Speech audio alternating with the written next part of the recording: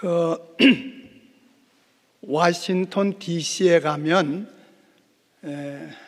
아브라함 링컨의 얼굴 모습을 그려진 그림이 있습니다.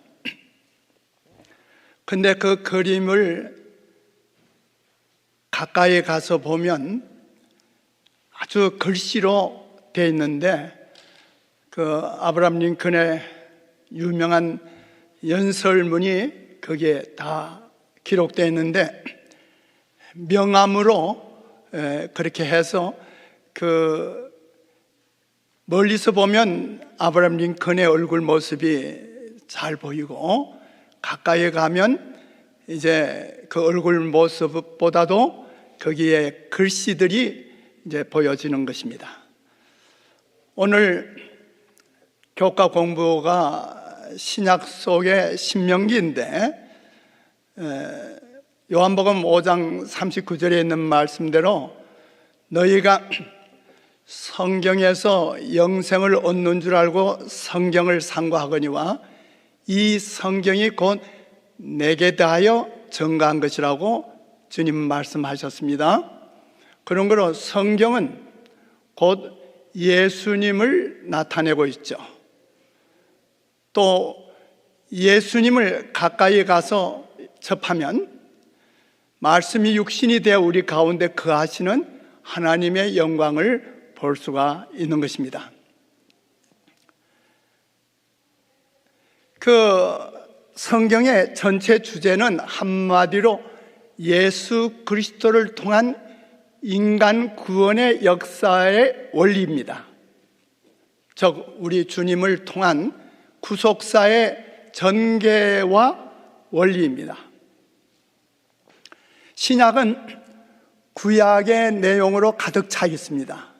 예수께서 육신으로 사람들 중에 계시면서 가르치실 때 백성들의 마음을 구약 성경으로 향하게 하셨습니다.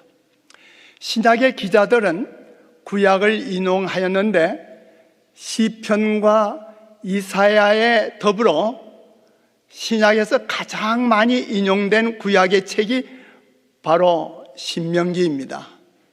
신약의 사복음서, 또 사도 바울의 편지서, 그리고 요한계시록에 이르기까지 신약의 많은 책들이 신명기를 인용하고 있습니다.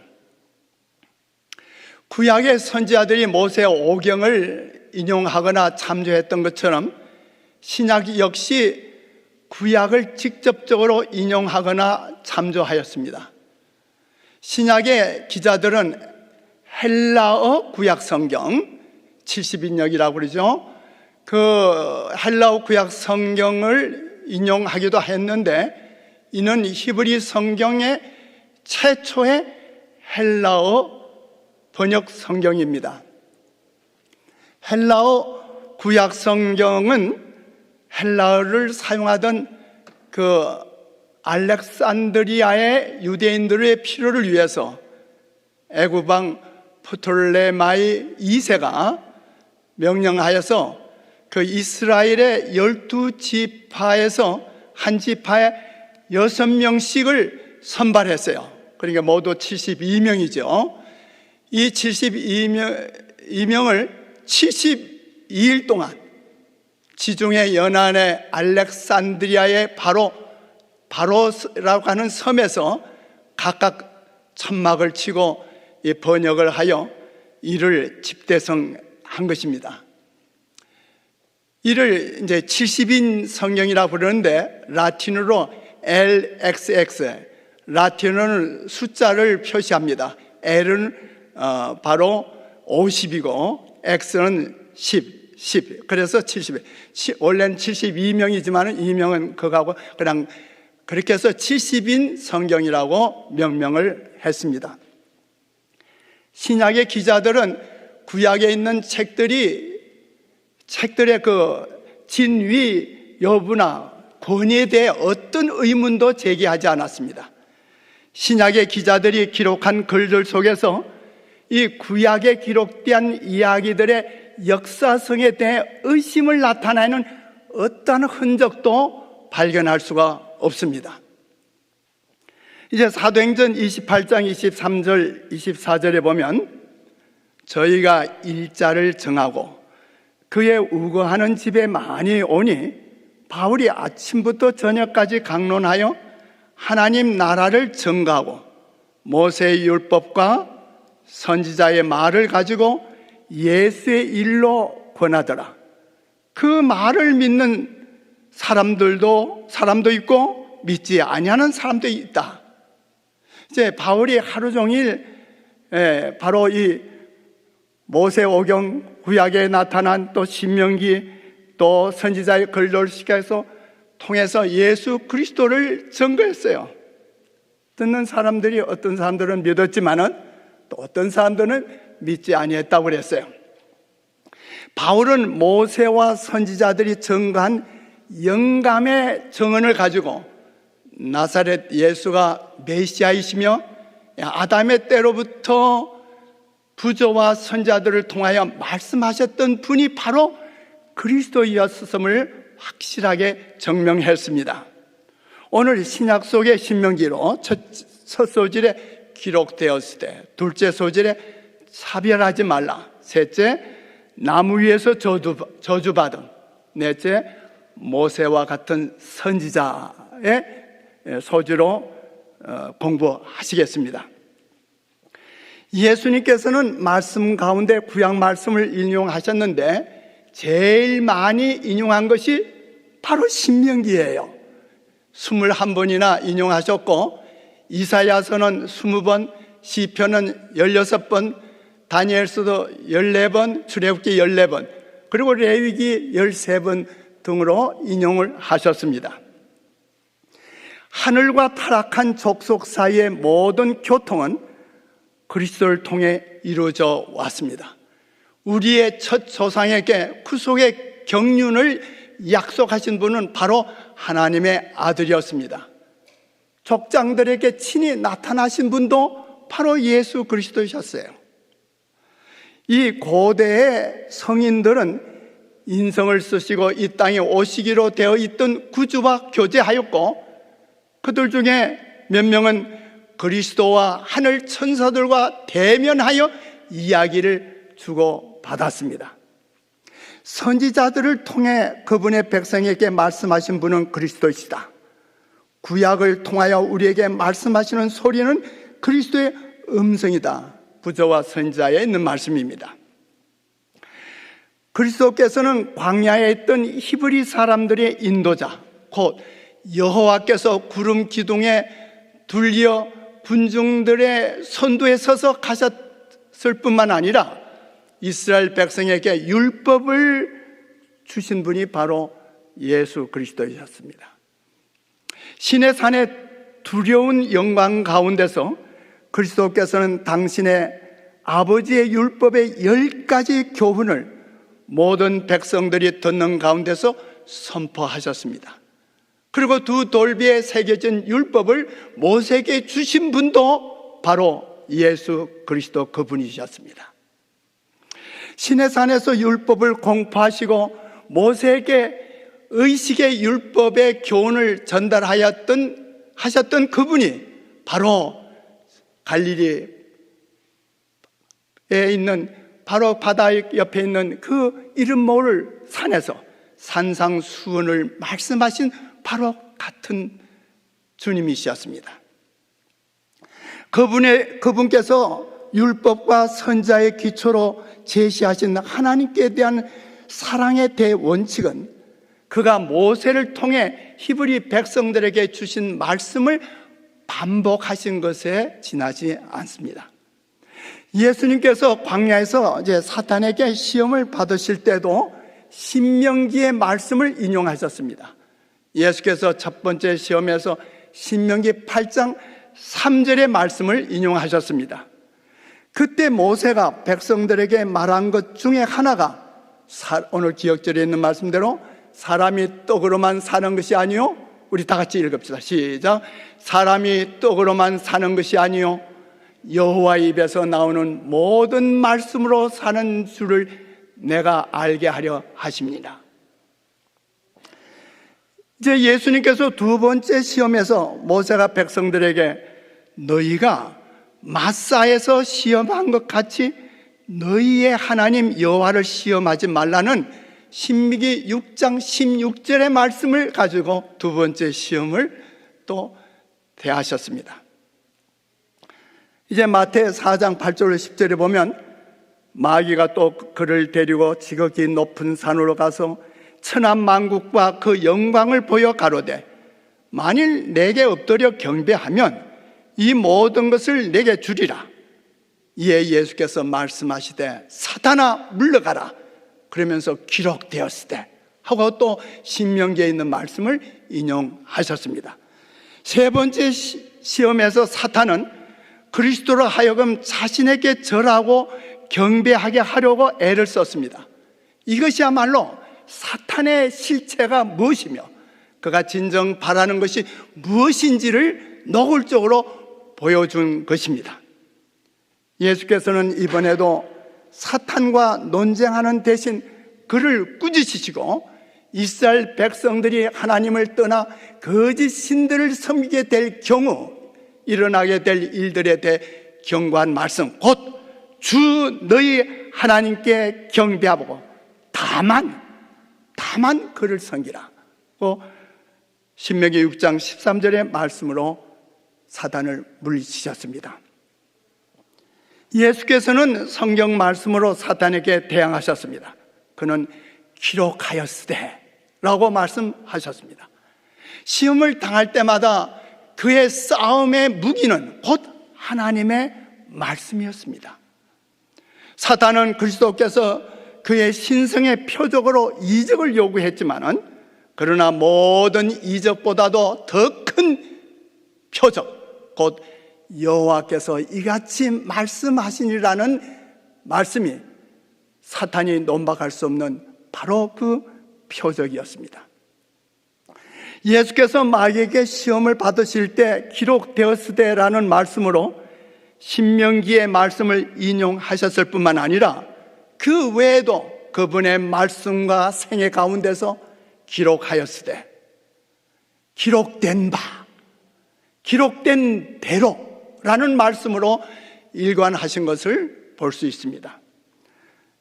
누가복음 24장 27절, 44절, 45절에 보면 엠마오로 실망 중에 내려가던 그 두 제자에게 나타나셔서 주님은 다음과 같이 말씀하셨습니다. 이에 모세와 및 모든 선지자의 글로 시작하여 모든 성경에 쓴 바 자기에 관한 것을 자세히 설명하셨습니다. 그리고 제자들이 다락방에 모여서 두려워하고 있었을 때 예수께서 나타나셔서 다시 말씀하시기를 너희에게 말한 바 곧 모세의 율법과 선지자의 글과 시편에 나를 가리켜 기록된 모든 것이 이루어져야 하리라 한 말이 이것이라 하셨습니다. 이제 사도행전 10장 34절에 보면 베드로가 입을 열어 가로되 내가 참으로 하나님은 사람의 외모를 취하지 아니하시고, 이제 둘째 소지에 차별하지 말라 하는 둘째 소지에 대해서 공부를 합니다. 베드로가 하나님은 사람의 외모를 취하지 아니하신다는 말씀을 했어요. 사도 바울도 로마서 2장 11절에서 이는 하나님께서 외모로 사람을 취하지 아니하십니다. 그러면서 갈라디아 2장 6절에서는 유명하다는 이들 중에 본래 어떤 이들이든지 내게 상관이 없으며 하나님은 사람의 외모를 취하지 아니하시니라. 이제 사도들은 계속적으로 이제 하나님은 사람의 외모를 취하지 아니하신다는 말씀을 그것도 말씀하고 있죠. 이것은 하나님은 사람을 차별하지 아니하신다는 뜻 아니십니까? 이 말씀이 바로 신명기에서 나오는 말씀을 인용한 거예요. 그럼 신명기에서는 본래 뭐라고 말씀하시고 계시는가 한번 보십시다. 신명기 10장 17절과 18절에 너의 하나님 여호와는 사람을 외모로 보지 아니하시고 뇌물을 받지 아니하시고 고아와 과부를 위하여 신원하시며 나그네를 사랑하사 그에게 식물과 의복을 주시나니. 오늘 우리는 하나님께서 사람을 외모로 취하지 아니하신다, 보지 아니하신다는 이 단순한 말씀으로 우리가 사람을 대할 때 소극적으로 대하는 것이 아니라, 주님께서 이 말씀을 어떤 말씀으로 하셨는가를, 그 본문을 이해해야 돼요. 주님은 말씀하시기를 고아와 과부를 위하여 신원하시고 나그네를 사랑하셔서 그에게 식물과 의복을 주시는 분으로서, 이 말씀 속에서 너희들은 고아나 과부나 나그네나 가난한 자는 누굴 막론하고 사람을 사별하지 말라는 것, 외모로 보지 말라는 말씀입니다. 이 나그네란 말은 체류하다, 머무르다 등의 의미를 지닌 동사에서 파생된 명사입니다. 그래서 체류하는 사람으로 번역하면 맞습니다. 그래서 어떤 지나가다가 잠깐 들리는 그런 나그네가 아니라 이스라엘 백성에게, 외국인으로서 이스라엘 백성에게 속해서 체류하거나 영구적으로 영주하는 사람들을 가리켜 말씀하신 것입니다. 그래서 이런 사람들을 위해서 하나님은 어떤 규례를 마련하셨는가? 신명기 14장 28절과 29절에 보면 매 3년 끝에 그의 소산의 10분의 1을 다 내어 내 성읍에 저축하여 너희 중에 분깃이나 기업이 없는 레위인과 내 성중에 우거하는 객과 고아와 과부들로 와서 먹어 배부르게 하라. 그리하면 내 하나님 여호와께서 너의 손으로 하는 범사에 내게 복을 주시리라.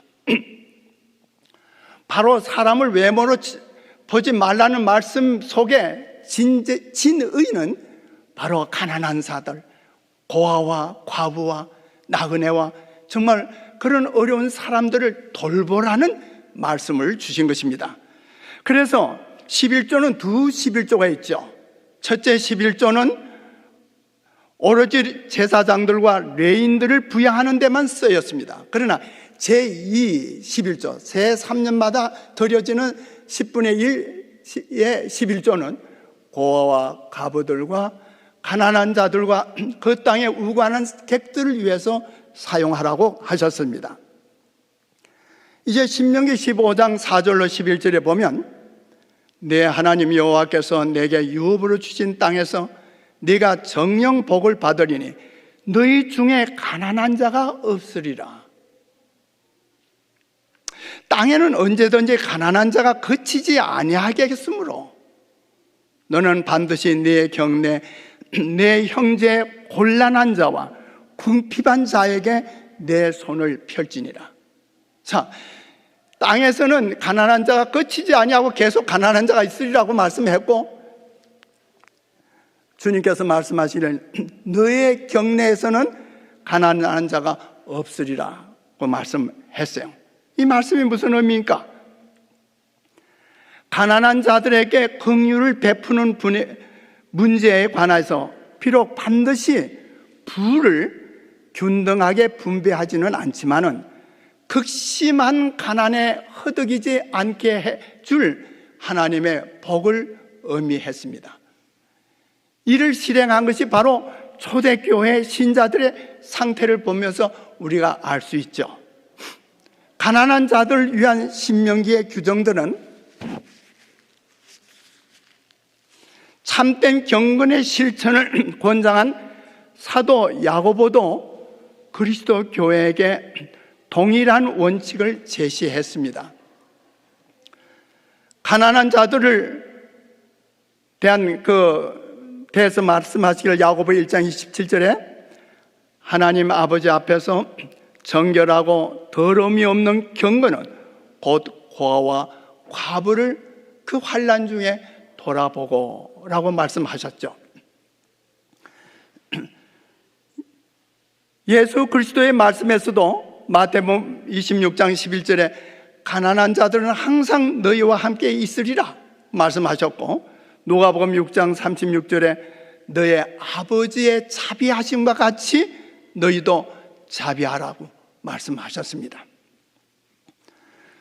다시 에베소 6장 9절에 보면 상전들아 너희도 저희에게 이와 같이 하고 공갈, 다른 성경에서는 위협이라고 그랬어요. 공갈, 처음 듣는, 아주 오래간만에 듣는 말이죠. 공갈이나 위협을 그치라.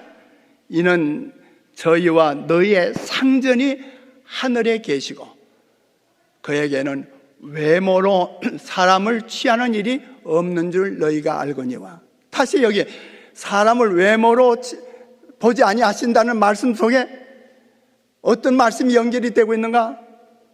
상전들아 너희가 바로 너희의 밑에 있는 그 종들에 대해서 위협하거나 공갈하지 말라, 이렇게 말씀하시는 거예요. 그러니까 상전이나 종이나 오늘날 현대적으로 말하면 어떤 기업주나 거기서 일하는 노동자들이나 차별하지 않는 것을 말하고 있는 거죠. 골로새 3장 25절과 이어서 바로 4장 1절에 3장과 4장이 바로 이어지는데 4장 1절에 이렇게 말씀했어요. 불의를 행하는 자는 불의의 보응을 받으리니 주는 외모로 사람을 취하심이 없느니라. 상전들아 의와 공평을 종들에게 베풀지니 너희에게도 하늘의 상전이 계심을 알지어다. 이제 이 말씀을 이해하게 되죠. 사람을 외모로 차별하지 말라 하는 말씀 속에는 가난한 자에 대한 얘기며 또 종들에 대한 얘기며 이런 얘기들이 다 연결되어 있는 거예요. 신명기 15장 12절로 15절에 보면 그 종, 노예들에 대한 대해서 말씀이 쭉 나와요. 그런데 거기에 보면 노예의 삶을 가볍게 해줄 뿐만 아니라 마침내는 그들에게 자유를 가져다 줘야 된다는 말씀이 바로 신명기의 규례며 교훈입니다. 사실상 히브리인의 노예의 삶은 거의 노예 제도로 볼 수가 없었습니다. 서인도 기독교 선교의 가장 위대한 성과가 기독교 역사에서 나오는데 1833년에 이루어진 영국 식민지에서의 노예 해방이었어요. 이제 이것을 법안으로 통과하면서 얘기할 때 한편에서는 말하기를 노예들을 해방시켜봐라, 폭동이 일어날 거다. 그들이 그 학대를 받았던 그 주인들을 죽일 것이다. 대혼란이 일어날 것이다. 그렇게 얘기를 했어요. 그런데 바로 노예 해방일에 공포한 그날이 딱 시간이 되자 어떠한 현상이 일어나는가? 자유를 얻은 노예들이 그들이 함께 모여서 하나님을 찬양했어요. 어떻게 찬양했는가? 하나님을 찬양하라. 그로부터 모든 은총들이 흘러나오나니 이 지상의 모든 피조물들이여 그를 찬양하라. 너희 하늘에 있는 천군들이여 그를 찬양하라. 성부와 성자와 성령을 찬양하라. 이 자유를 얻은 노예들은 바로 이 모든 일이 누구에게서부터 말미암는가를 알고 있었어요. 이것이 바로 창조주 하나님, 인류를 구속한 구속주 하나님께로부터 온 사실을 알고 하나님을 찬양했어요. 우리 성경의 사람으로 알려진 미국의 제16대 대통령 아브라함 링컨이 바로 노예 해방을 선언한 것도 그가 성경의 가마로 이루어진 것을 우리는 분명히 알 수 있지 않습니까? 국적이나 인종이나 계급에 의한 차별을 하나님께서는 인정하지 않으신다. 하나님께서는 온 인류의 창조주시다. 모든 사람은 창조에 의하여 한 가족이 되었고 구속을 통하여 하나가 되었다고 선지자 왕의 예언의 주신 말씀입니다. 그리스도께서는 모든 분리의 장벽을 흘러버리시고 모든 영혼들로 하여금 자유로이 하나님께 나아갈 수 있게 하기 위하여 주님이 오셨다고 분명히 말씀하지 않았습니다. 이제 예수님께서 요한복음 15장 14절 15절에서 너희가 나의 명하는 대로 행하면 곧 나의 친구라. 이제부터 너희를 종이라 하지 아니하리니 종은 주인이 하는 것을 알지 못함이라. 너희를 친구라 하였느니라. 우리 주님은 우리를 친구로 삼으시는 거예요. 친구로. 사도 베드로는 베드로전서 1장 17절에 다시 외모로 보시지 않고 각 사람의 행위대로 판단하시는 자를 너희가 아버지라 부른저.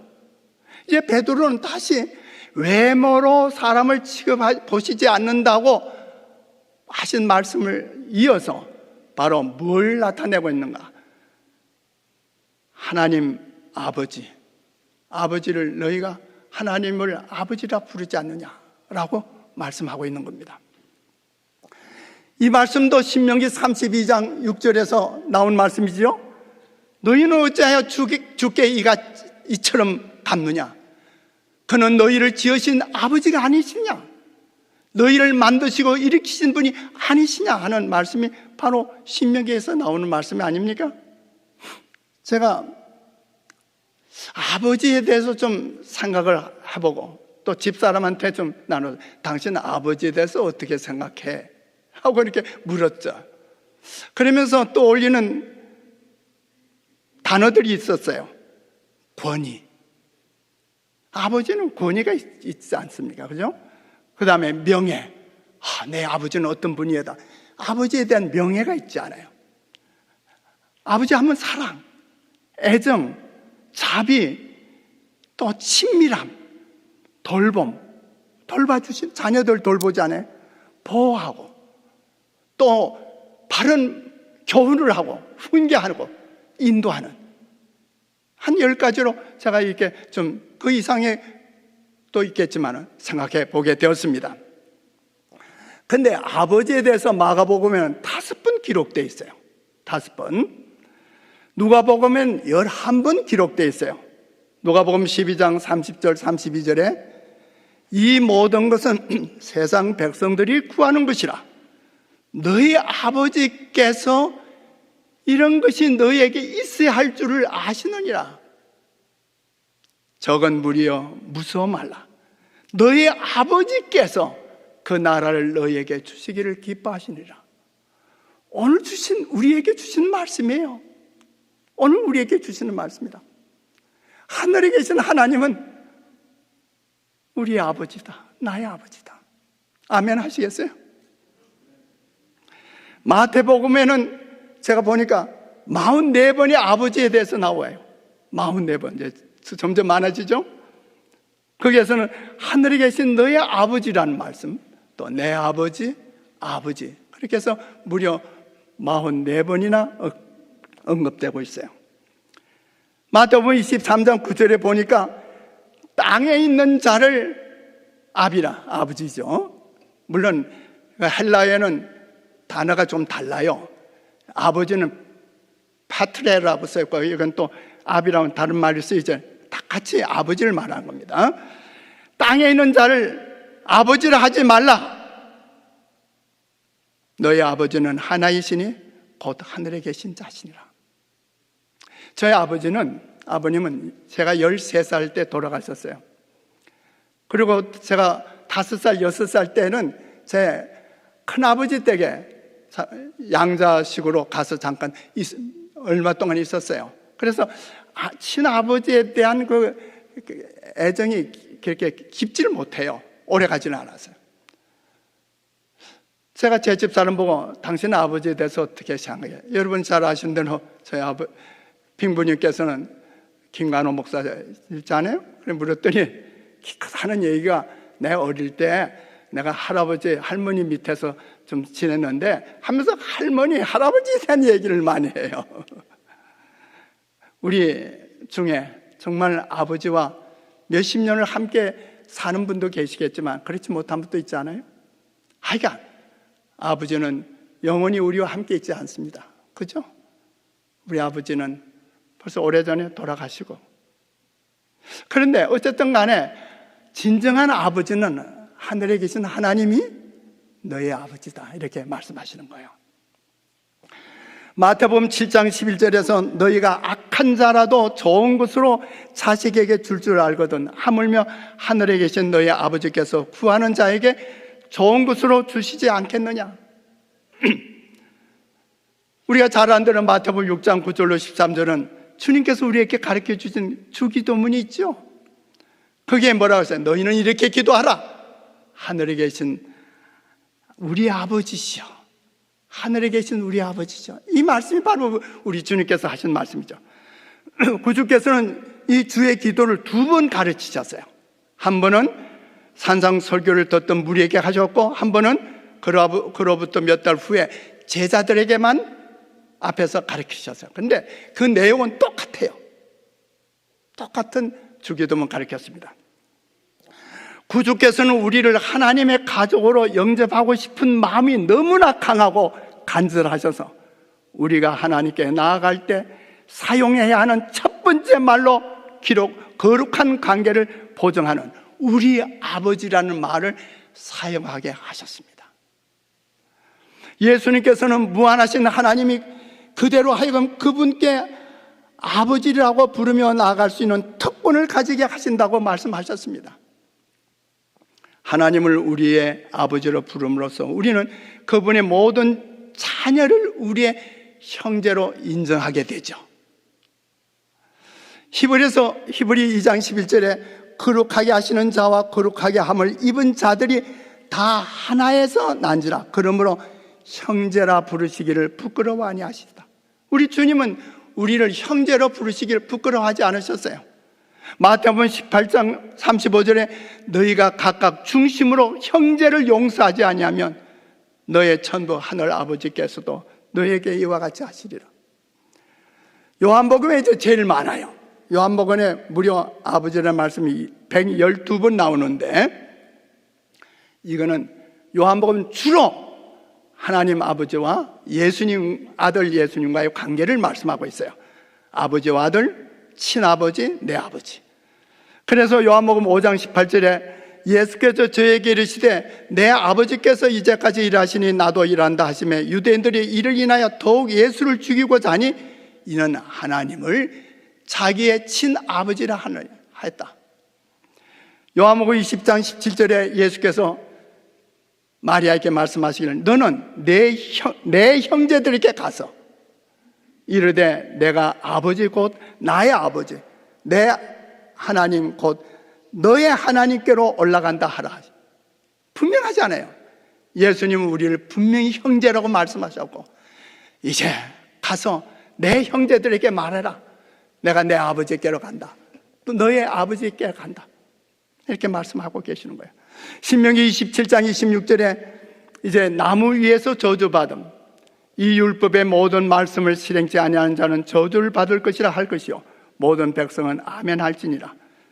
출애굽 이후 이스라엘 백성이 요단강을 건너 가나안 땅으로 들어가기 전에 하나님께서 모세를 통해 모압 평지에서 선포하신 말씀을 바울이 이 말씀을 인용했어요.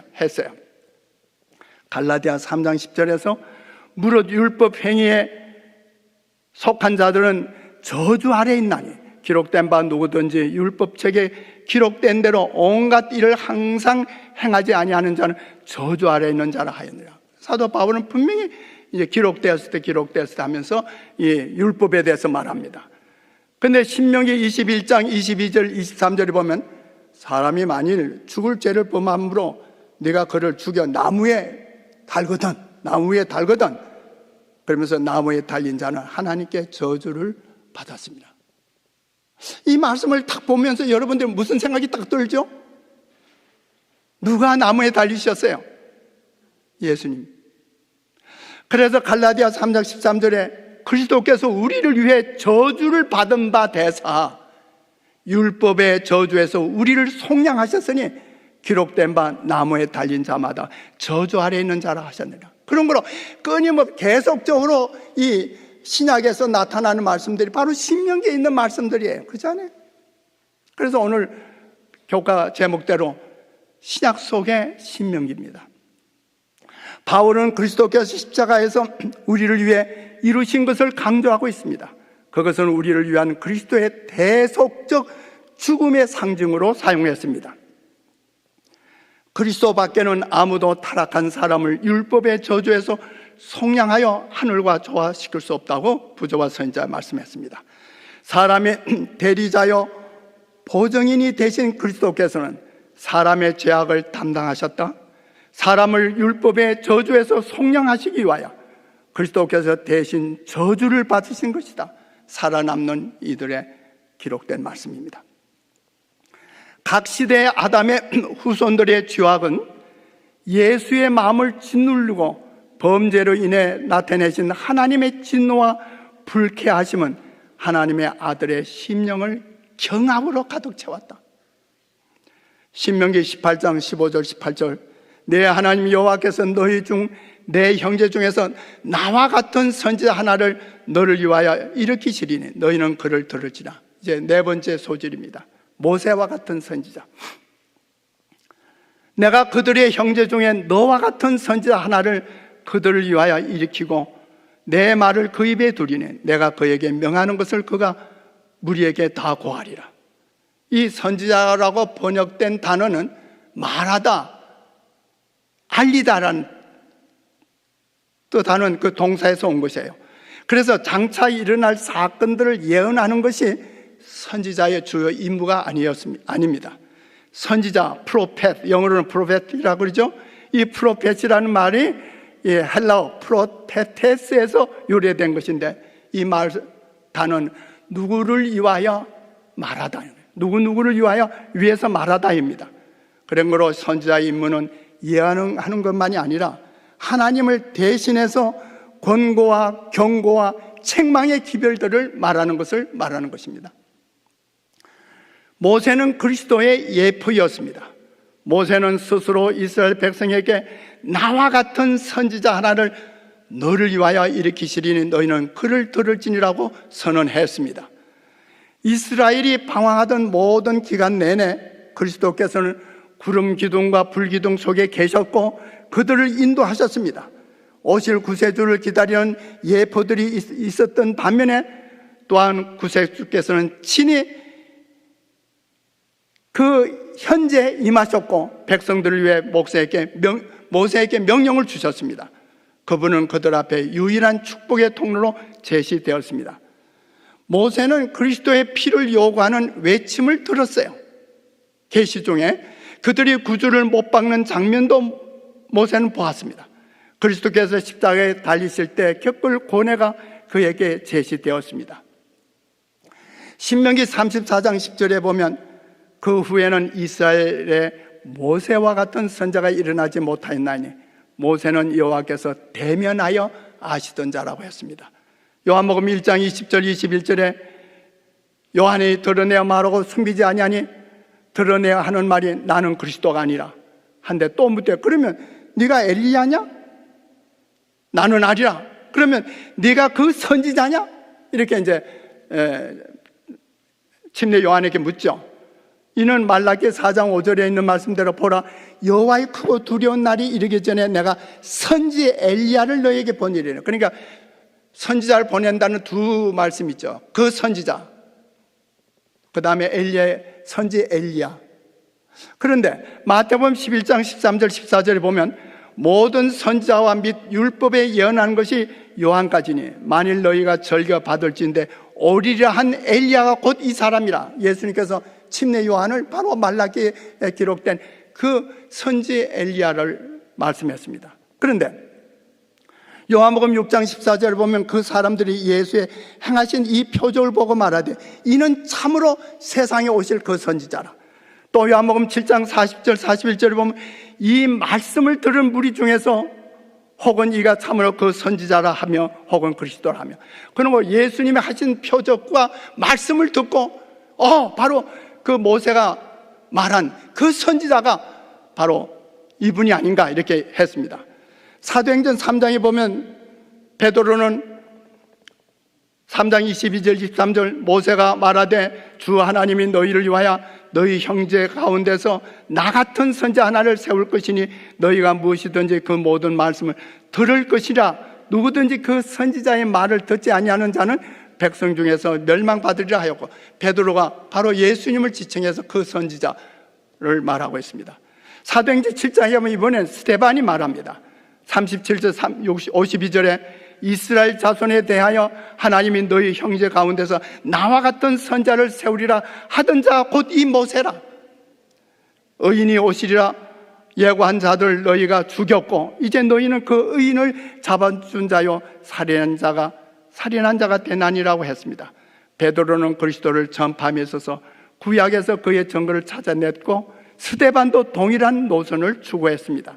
신명기는 모세가 이제 죽음을 앞두고 과거 역사의 회고, 하나님이 주신 율법의 재강해, 미래 역사의 예언적 전만 등을 이스라엘 민족에게 임종의 유언으로 고별 설교를 한 것이죠. 신명기에서 우리는 무엇보다도 구속사의 한 위대한 시대의 하나님의 종으로 구속사를 최종 완성시킬 우리 예수 그리스도를 예표한 모세를 알 수 있습니다. 모세가 예표하는 그리스도의 측면은 크게 둘로 나눠요. 하나는 직분의 측면과 생애와 사역의 두 측면인데, 예를 들어 직분으로서는 민족의 해방자, 중보자, 선지자, 제사장, 왕의 측면이 포함되어 있습니다. 엘리야를 상징해서 올 선지자는 이 성격이 안 되죠. 그런 거로 모세가 말한 그 선지자는 예수님을 가리킨 것입니다. 한편 생애와 사역의 측면에서 그 태어나신 배경이나 유아 피살 사건, 또 그 속박에서 백성들을 구원하신 것, 동족들에게 배척을 당하고 또 그들을 위해서 희생당한 이 모세가 겪은 것이 똑같이 예수님이 겪었어요. 그래서 모세는 오실 예수님에 대한 표상이었죠. 하나님께서는 모세가 이스라엘 대군을 지상 가나안으로 인도할 준비를 갖게 하였던 것처럼 하늘 가나안으로 인도할 하나님의 백성을 위한 바로 예수 그리스도가 우리를 이제 인도하시는 것이죠. 예수님이 죽음에서 부활하실 당시에 함께 부활하여 예루살렘에 들어가서 많은 사람에게 나타난 불의에 대한 장면이 모세에게 제시되었습니다. 모세는 구주께서 성천하신 장면을 보았고 그 영원한 문을 통해서 들어갈 때 함께 들어가는 것을 모세는 계시 중에 봤습니다. 모세의 얼굴의 표정에는 큰 변화가 일어났습니다. 인간의 말과 글로 표현하거나 묘사할 수 없는 기쁨과 감격과 영광이 그의 얼굴에서 빛났습니다. 모세는 비스가산 꼭대기의 높은 봉우리 위에서 하나님과 하늘 천사들 앞에 섰습니다. 그리고 그는 마음껏 가나안 땅을 바라본 후에 마치 지친 용사처럼 그곳에 누워 쉬었습니다. 잠에 빠져들었고 그것은 깨어나지 않는 죽음의 잠이었습니다. 그러나 신명기 34장 5절 6절에 보면 모세는 모압 땅에서 죽어 벳보을 맞은편 모압 땅에 있는 골짜기에 장사되었고 오늘까지 그의 묻힌 곳을 아는 자가 없다고 그랬어요. 천사들이 그의 시체를 취해 골짜기에 장사했어요. 이스라엘 백성들은 도무지 모세가 매장된 곳을 알 수가 없었죠.